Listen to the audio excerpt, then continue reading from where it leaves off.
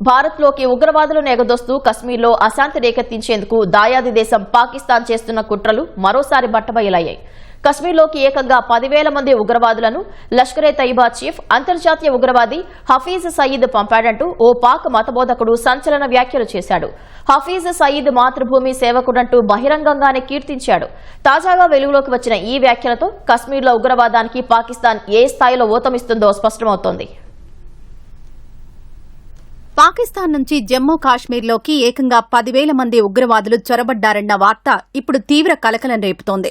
వీరిని Lashkar-e-Taiba chief most wanted terrorist Hafiz Saeed పంపాడని పాకిస్తాన్కు చెందిన ఓ మత బోధకుడు బహిరంగంగానే వెల్లడించాడు.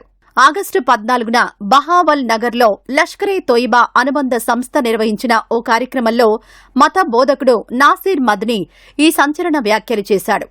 దేశం కోసం హఫీజ్ సయీద్ 10,000 మందిని కాశ్మీర్కు పంపాడని, అతన్ని మాతృభూమికి సేవ చేస్తున్న గొప్ప వ్యక్తిగా ఆ మత బోధకుడు అభివర్ణించాడు.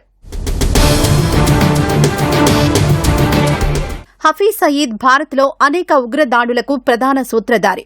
అల్ ఖైదా, తాలిబాన్ వంటి క్రూరమైన ఉగ్రవాద సంస్థలతో సంబంధాలున్నందున 2005లో లష్కరే తోయిబాను ఐక్యరాజ్య సమితి గ్లోబల్ టెర్రరిస్ట్ ఆర్గనైజేషన్గా ప్రకటించి దానిపై నిషేధం విధించింది.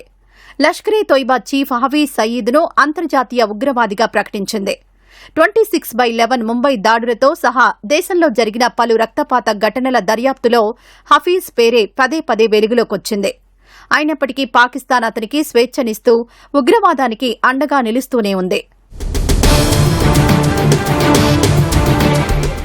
మరోవైపు గతేడాది జమ్మూ కాశ్మీర్లోని పహల్గాంలో జరిగిన ఉగ్ర దాడి కేసులో హఫీజ్ సయీద్ చుట్టూ జాతీయ దర్యాప్తు సంస్థ ఎన్ఐఏ ఉచ్చు బిగిస్తోంది. ఈ కేసులో జమ్మూ న్యాయస్థానం అతడిపై ఇప్పటికే నాన్ బెయిలబుల్ వారెంట్ జారీ చేసింది. పహల్గాం దాడికి ఉగ్రవాదులను ఆదేశించడం నుంచి కుట్రకు ప్రణాళిక రూపొందించడం, దానిని ఖచ్చితంగా అమలు చేసేలా హఫీజ్ ఎప్పటికప్పుడు సమీక్షించినట్లు పేర్కొంది. తమ వద్ద బలమైన ఆధారాలున్నాయని ఎన్ఐఏ ఇప్పటికే కోర్టులో అభియోగాలు మోపింది. తాజాగా పాక్ మత బోధకుడు నాసిర్ మద్నీ వ్యాఖ్యలతో హఫీజ్ సయీద్ భారత్పై చేస్తున్న ఉగ్ర కుట్రలు మరోసారి ప్రపంచం ముందు బట్టబయలయ్యాయి.